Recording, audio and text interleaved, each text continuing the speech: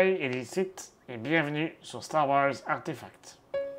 Dans cette vidéo, nous en apprendrons davantage sur des dames de compagnie royale de Naboo. La tradition d'utiliser des dames de compagnie comme garde du corps ou protecteurs au sein de la royauté tient son origine depuis bien avant l'invasion de Naboo.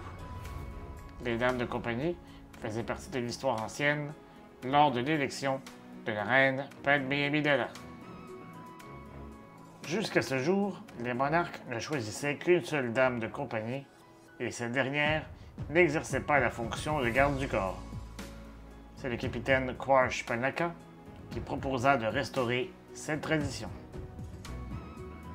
La plupart de celles qui étaient choisies comme dames de compagnie avaient des traits physiques similaires à ceux de la reine.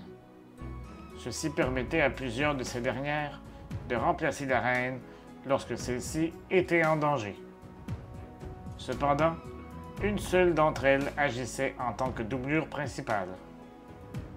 5 jeunes femmes étaient choisies et elles adoptaient toutes un nom similaire à Padmé, soit Irtaé, Rabé, Sabé, Saché et Yané, afin de créer de la confusion.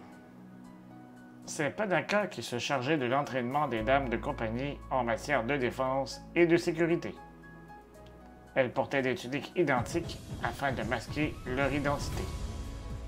Sous ces dernières, elles cachaient une arme afin de protéger la reine dans l'éventualité d'une attaque.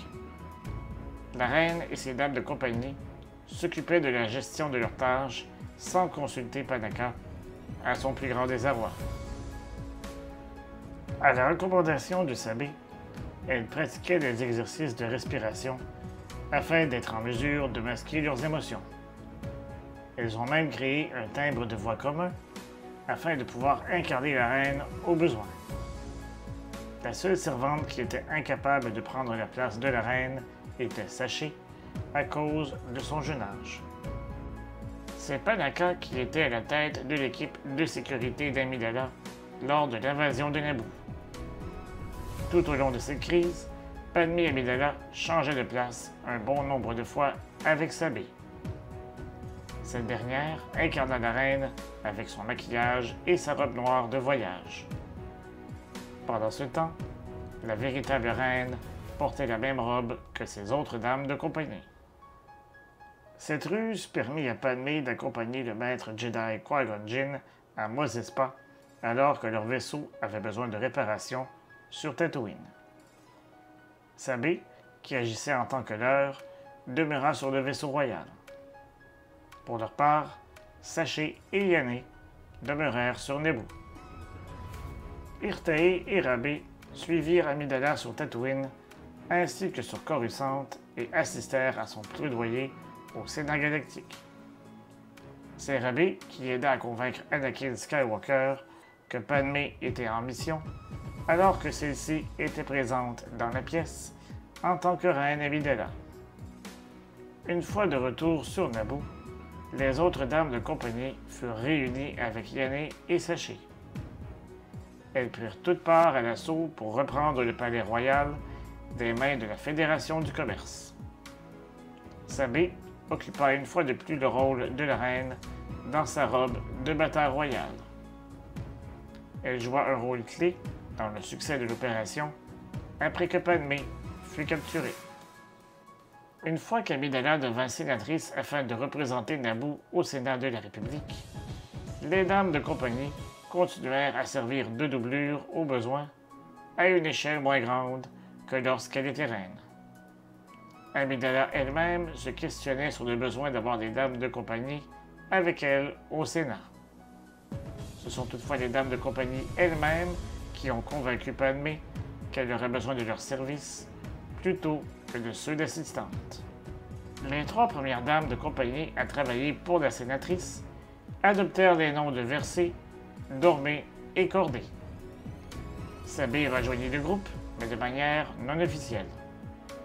Tout juste avant le début de la guerre des clones, Cordé et Versé périrent lors d'un attentat qui visait la sénatrice. Après avoir épousé Skywalker, Amidala décida de diviser ses dames de compagnie en 2 équipes afin de l'aider à garder le secret. Dormé et d'autres dames de compagnie étaient postées à sa résidence, tandis qu'une autre équipe était chargée du travail au sein du gouvernement. Afin de combler la perte de Versé et Cordé, Dormé embaucha 2 nouvelles dames de compagnie, Ailée et Motté. Ces dernières adoptèrent un rôle plus traditionnel que les dames de compagnie qui avaient travaillé pour Padmé Amidala dans le passé. Après la mort de Padmé, Sabé forma un groupe de résistance en l'honneur d'Amidala. Les membres désiraient venger la mort de la reine. Sabé, ainsi que les capitaines Tonra et Grigar Taifo, des forces de sécurité royales de Naboo, formèrent un groupe de personnes loyales envers Amidala et prêtèrent le serment de retrouver et de tuer la personne responsable de sa mort. 3 ans après la bataille de Yavin, Sabé et son équipe en étaient venus à la conclusion que la personne responsable de la mort d'Amidala n'était nul autre que Darth Vader.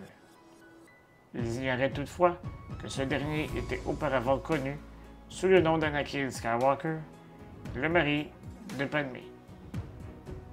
Même si elle exerçait une vie axée sur la dévotion et la discipline, les dames de compagnie auront fait preuve d'une loyauté incroyable envers la reine, et ce, même après sa mort. Si vous appréciez ce genre de vidéo, n'oubliez pas de liker et de vous abonner. Vous pouvez également nous suivre sur les médias sociaux à SW Artefacts. D'ici là, je vous dis à bientôt et que la force soit avec vous. À tout jamais.